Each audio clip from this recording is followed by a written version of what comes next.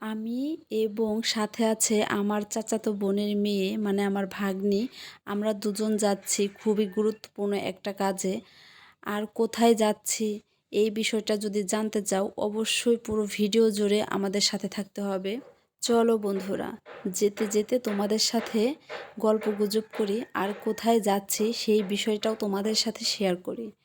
হ্যাঁ বন্ধুরা, আমরা যাচ্ছি ইউনিয়ন পরিষদে। আমাদের যে মানিকগঞ্জ শহরের ভিতর একটি বাসা আছে, নতুন বাসা করেছি, সেইটার হোল্ডিং নাম্বার আনতে। আর এই হোল্ডিং নাম্বারটা প্রত্যেকটা বাসায় দিয়ে যায়। আমাদের বাসায়ও দিতে এসেছিল, কিন্তু তখন আমাদের বাসায় আমরা কেউ ছিলাম না, সেজন্য এটা থেকে আমরা মিস করেছি, বাদ পড়ে গিয়েছি। সেজন্য আবার আনতে যাচ্ছি, যেহেতু এই জিনিসটা অনেক কাজেই লাগে। আর এই ইউনিয়ন পরিষদটা আমাদের মানিকগঞ্জ বাস স্ট্যান্ডের সাথেই। 10 টাকা বাস ভাড়া লাগে, আর রিক্সায় গেলে বড় জোর 20 থেকে 30 টাকা রিক্সা ভাড়া লাগে। তো আমরা যাচ্ছি বাসে।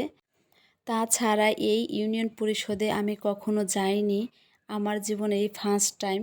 আমি এই সম্পর্কে আমার কোনো ধারণাও নেই, তবুও যেতে হচ্ছে, যেহেতু প্রয়োজনটা আমারই সেজন্য আমাকে যেতে হবে। তো আমার হাজব্যান্ড থাকলে হয়তো বা ও এই কাজটা করতো, তার পরিবর্তে আমি করছি। যারা আমাদের মানিকগঞ্জ শহরের ভিতরে আছো তারা তো অবশ্যই জানো যে আমাদের মানিকগঞ্জ শহরটা কতটাই সুন্দর আর মনোরম পরিবেশ। আর যারা মানিকগঞ্জের বাইরে আছো তারা অবশ্যই একবার হলেও মানিকগঞ্জ শহরে এসে ঘুরে যাবে। তো তোমরা যখন একবার আসবে দ্বিতীয়বার আসতে চাইবে, এটা আমার বিশ্বাস। আমায় ওইরকম করে ঘোরা হয়নি মানিকগঞ্জ শহর, যতটুকু ঘুরেছি দেখেছি খুবই ভালো। আমার একটা প্রাণের শহর মানিকগঞ্জ।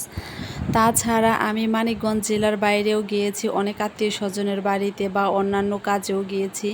আমার মানিকগঞ্জে আমার যেরকম ভালো লাগে, শান্তি লাগে, এরকম শান্তি আমি কোথাও পাইনি। বড়জোর আমি গেলে 1 ঘন্টা 2 ঘন্টা, এর বেশি আমার থাকলে পরে দম বন্ধ হয়ে আসে।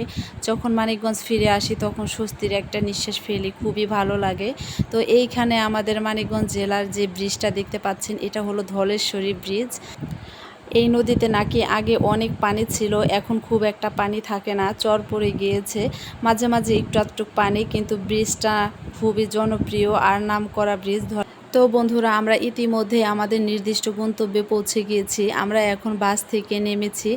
এই হাতের বাম দিকে যে একটা রোড গিয়েছে, আমরা এই রোডে যাব। যে প্রয়োজনে গিয়েছিলাম আমাদের সেই প্রয়োজনটা হয়নি, যেহেতু এখন ঈদের ছুটিতে আছে সবাই, সরকারি কর্মচারীরা সবাই ঈদের ছুটিতে আছে। আমরা ঈদের 4-5 দিন পরে এসেছিলাম এখানে, কিন্তু এখন এসে দেখি এখানে লোকজন নেই, শুধু একটা লোক বসে আছে।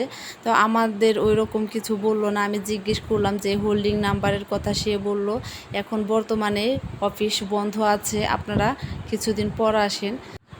এখন আর কি করার, এখান দিয়ে একটু ঘোরাঘুরি করে আবার আমরা বাসায় চলে গেলাম।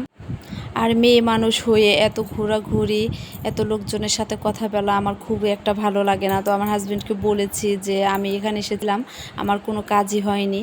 আমার হাজব্যান্ডের সাথে একটু তর্ক করেছি, যেহেতু উনি আমাকে বারবার ফোন করে এখানে আসতে বলেছে যে ওই জিনিসটা নিয়ে আসো।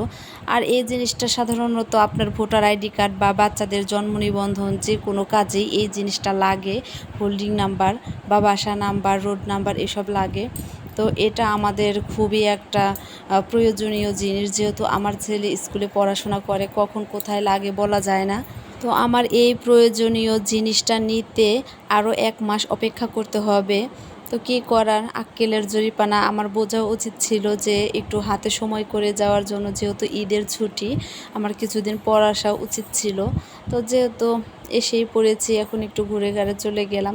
তো বন্ধুরা, তোমরা ভালো থাকবে, সুস্থ থাকবে, আর আমার ভিডিওটি তোমাদের কেমন লাগলো অবশ্যই কমেন্টে জানাবে।